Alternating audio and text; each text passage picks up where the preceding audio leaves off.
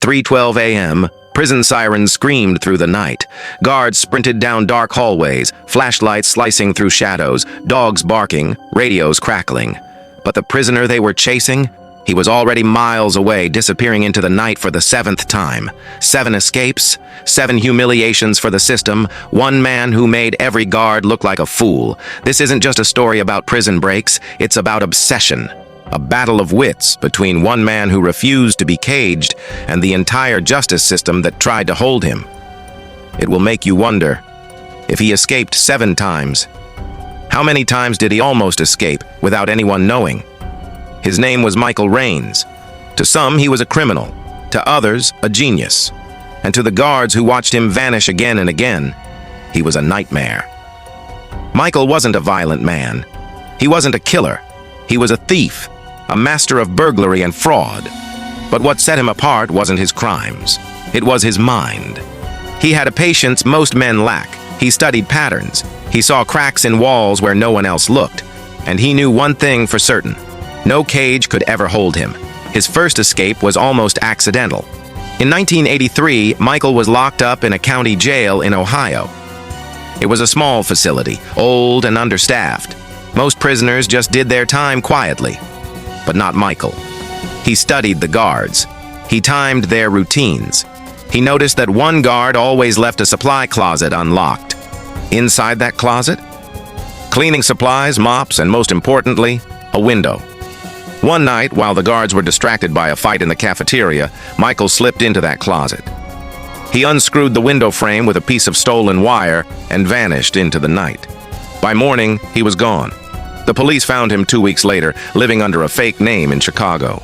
When they dragged him back, the warden warned him, "Try that again, and you'll regret it." But Michael only smiled. The second escape came from a maximum security prison. This one wasn't luck. It was pure calculation. By then, Michael had learned how guards thought. He learned their weaknesses. He knew that the best time to escape wasn't TT when everyone was watching, but when no one expected a thing. He spent months pretending to be sick, lying in bed, asking for trips to the prison infirmary. Slowly, the guards began to believe him. They stopped watching him closely. On one of those trips, he slipped a paperclip into his sock. That paperclip became a tool. Over weeks, he used it to unlock tiny screws from the frame of the prison's transport van. On the night of June 19th, when the van slowed at a rural crossing, Michael kicked the door open and rolled into the woods. By the time guards noticed he was gone, he had already stolen a car. He was free again. Now, if you're thinking, how could they let this happen twice? You're not alone. America was asking the same question. Newspapers called him the man who couldn't be caged. TV anchors compared him to Houdini. But the system didn't laugh. They were humiliated. So they moved Michael to one of the most secure prisons in the country. Thick walls, armed towers, a place where no one escapes. But Michael had a rule. The higher the walls, the harder he'd look for cracks. Escape number 3 is where the story turns legendary. He noticed something most inmates ignored. Laundry trucks.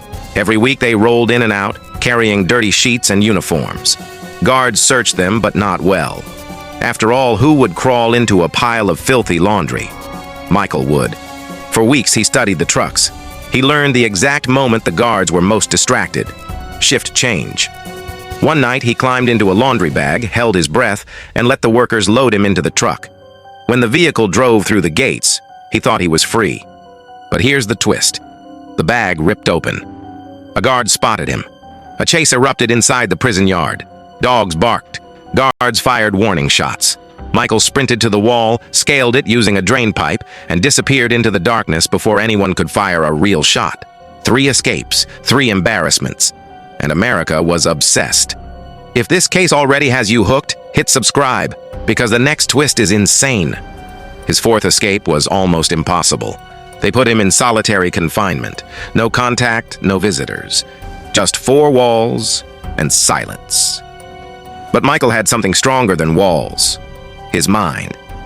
He began carving into the concrete with a stolen piece of metal from his food tray.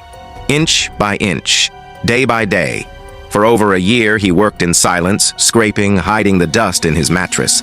One stormy night, when thunder covered the sound, he broke through. The hole was barely big enough to crawl through, but he squeezed out, covered in dirt, and climbed into the prison's sewage system. By sunrise, guards found the hole, but Michael was gone, crawling through pipes like a ghost. But here's the terrifying question. How did he survive outside? Because escaping is one thing, staying free is another. Michael was a master of disguise.